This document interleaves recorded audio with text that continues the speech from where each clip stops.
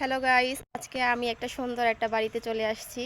এখানে কিছু ভিডিও করব আর কিছু ছবি তুলবো আর সেগুলো আপনাদের সাথে শেয়ার করব। সুন্দর একটা জায়গায় আসছি আর এখানে পুকুরটা কিন্তু অসম্ভব সুন্দর, যেটা আমার খুবই ভালো লেগেছে।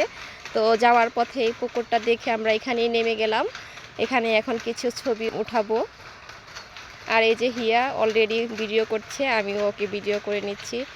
জায়গাটা কেমন অবশ্যই কিন্তু সবাই কমেন্ট করে জানাতে ভুলবেন না। আপনাদের জন্য এত সুন্দর সুন্দর জায়গায় আসতেছি, সুন্দর সুন্দর কমেন্ট করবেন সবাই।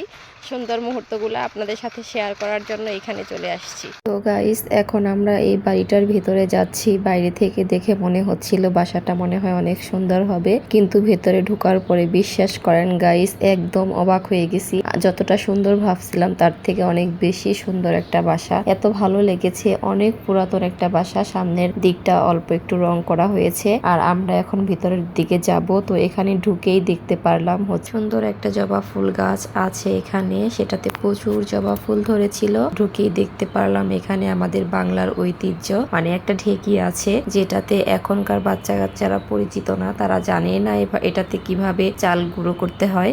আমাদের সময় ছিল, আমরা দেখেছি। তো অনেক দিন পর ঢেকি দেখতে পারলাম, আপনাদেরকেও দেখাতে পেরে খুবই ভালো লাগলো। এই বাসার প্রতিটা জিনিস এত সুন্দর করে গুছিয়ে রাখা, মনে হচ্ছিল যে এখানে বিভিন্ন জায়গা থেকে অনেক মানুষ আসে দেখার জন্য, সেই জন্য সুন্দর করে সাজিয়ে গুছিয়ে রেখেছে। আসলে তেমনটা না, এটা হচ্ছে একজনের বাসা, এখানে কিন্তু মানুষ বসবাস করে, কিন্তু আমরা জানি না কারা থাকে বা আমাদের পরিচিত কিনা তাও জানি না, তাই আমরা বাইরের থেকে ঘুরে চলে আসছি। আর এই জবা ফুল গাছের কথা কি বলবো, এই গাছটার জন্য মনে হয় বাসাটার সৌন্দর্য আরো বেশি বেড়ে গেছে।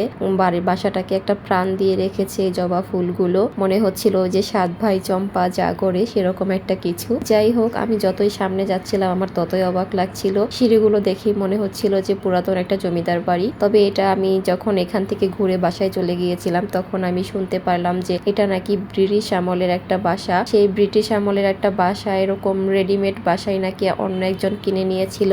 আর এটা পরে আমি এটাও জানতে পেরেছি যে এটা আমাদের একজন রিলেটিভদের বাসা, মানে আমাদের পরিচিত, কিন্তু আমি আগে জানতাম না, তাই ভেতরে যেতে পারি নাই। ইনশাল্লাহ এরপরে যদি কোনোদিন সম্ভব হয় আবার আমি এখানে বেড়াতে যাব, ভিতরে যাব। তো আমি বাইরের থেকে যতটুকু পেরেছি ভিডিও করে আপনাদেরকে দেখানোর চেষ্টা করেছি। আমার কাছে তো বেশ ভালো লেগেছে। আর এখানে কিন্তু সরিষা উঠিয়ে আনা রাখা হয়েছে। তো এই পুরো বাড়িটা। আমরা এখানে অনেক মজা করেছি, অনেকগুলো ছবি তুলেছি সুন্দর সুন্দর করে, সেগুলো আস্তে আস্তে সবগুলাই শেয়ার করব আপনাদের সাথে। আমার কাছে কিন্তু বাড়িটা খুব বেশি ভালো লেগেছে। তো এই ছিল আজকের ভিডিও।